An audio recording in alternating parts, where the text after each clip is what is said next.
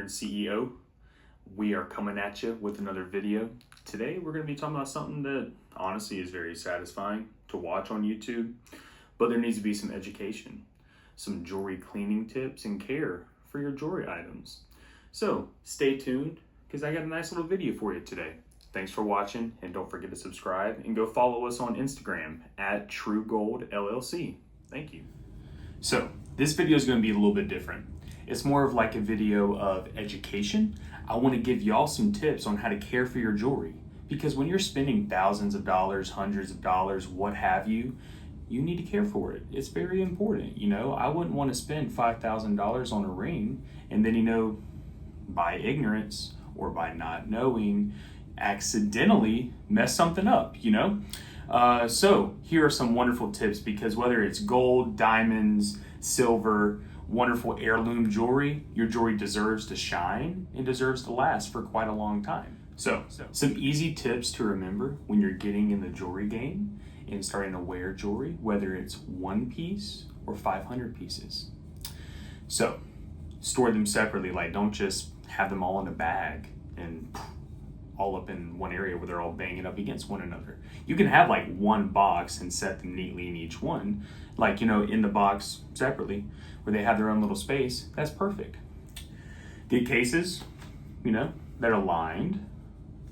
This one is linen lined, so it's soft on the inside. This one can be for chains, bracelets, well, theoretically, it's a box, so you can put whatever jewelry you want in there. Like, for example, there's this box. Oh, what do you know? Open it upside down. Nice little blooper for you guys, but literally nice little box for you. This can hold multiple different things, like a chain, pendant, rings, earrings, stuff like that. Standard ring box, Beautiful. Nothing too complicated, but it's a simple step that can save your jewelry. Also can have little bags like this, where it has a little holder on the inside that's like soft felt and linen. Works very nice, Not bad at all. So, with storing them properly, you don't also, obviously stones are found out in, the environment, found out in nature, unless synthetically made. But you don't just want to throw them around. You do want to take care, because you have spent a lot of money on that. Also, invest in a good cloth. Wipe down your jewelry with. This is never a harsh thing. Just avoid over polishing, with items like white gold, since it has rhodium. So over polishing can tarnish the finish on rhodium. Another tip is take off your jewelry whenever you're about to do chores, go swimming, take a shower, stuff like that. Not necessarily will taking a shower damage your jewelry, but it can get soaps and other oils and stuff on it, and the soaps can damage it. You want to avoid harsh chemicals. If you ever use a jewelry cleaner, such as an ultrasonic cleaner, use something like this. Non-ammoniated, non-toxic, non-flammable, biodegradable by Jim Oro. Beautiful. It will not damage your sensitive, jewelry. However, I would never put like stones like opals and softer stones like that in an ultrasonic cleaner. I'm actually even weary with like emeralds, since they retain a lot of oils and they're very oily and they're commonly treated with oil. So no, you want to be very careful. Depends on the stone as well. Also, check your jewelry. Get you a loupe. They're very, very inexpensive. Get you a loupe and inspect your jewelry from time to time. So here, for example, I will take off my ring and show you just an easy way. So just take your loupe, go in and you inspect. See how the prongs are looking. If any prongs are bent or look missing, you need to come take it to us. Also, I like this guy because it has a light on it. I'm able to get a little deeper look and really see how it's looking. And this ring is so beautiful, y'all. It's all natural, VS1. So, and if you ever see any loose settings, stuff like that, loose prongs, which can be common with heavier use, might accidentally bang it up against something. Accidents do happen. get in contact with me. We'll get it fixed for you. Our team will get your jewelry fixed. So I would advise you to invest in some sort of cleaning equipment. Not all gemstones can go in an ultrasonic cleaner. Get a cloth, and also, which is very nice, get you a case. Nice little felt lined case. Put your jewelry in. It's just, you know, $10, $20. And if you have that, and most often than not, if you're buying a pinky ring or you're buying gold, you do have an extra 10 or 20 bucks that you can get a jewelry case with, or a jewelry box, or a jewelry, you know, anything, jewelry bag to protect your investment. So continuing our tips and tricks. So moving into metals, so gold, platinum, silver. Silver tarnishes easily, so mainly use just your cloth. However, ultrasonic is perfectly fine. Just balance it out with using, you know, the cloth, such as this. Secondly, gold.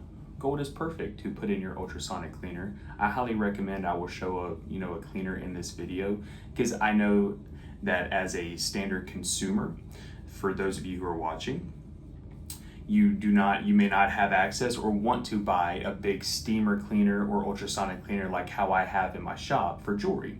So I will show you one that's perfect, easily affordable, as opposed to several $100s. It's like 50, 60 bucks, good to go. With platinum is very strong, but it scratches can happen. And so jewelry polishes over time may have to occur. We can polish up platinum just for you, but tips and tricks would be just use some cloth, like your Mayflower cloth. I'm telling you, this is golden. Go get you one, you need it. It is a wonderful addition to have. Now, moving into stones. Stones such as diamonds are perfectly fine in the ultrasonic cleaner. Sorry, let's see if we can, there you go. Diamonds, now I have not cleaned this. I'm gonna do a nice little cleaning video for y'all. Diamonds are fine in the ultrasonic cleaner, and polish them up with a diamond cloth as well. So other jewelry such as rubies will also be fine. Rubies and sapphires will also be fine in ultrasonic. However, when we move into softer stones such as emeralds that retain a lot of oils, like diamonds, but diamonds are very strong, and oils are used in the treatment of emeralds, be very careful. I mainly just use my Mayflower cloth to clean my emerald in some warm water. For example, this is a platinum and emerald ring. So I would just use it with my cloth to clean it. You know, take your cloth and polish it.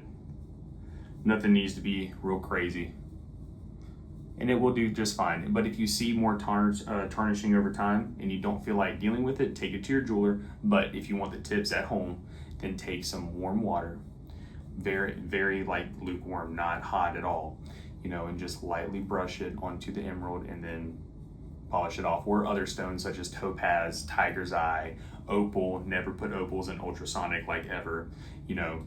So that is how you deal with different stones that are softer. So typically on the Mohs hardness, if it's under a 7, stray away from the ultrasonic cleaner.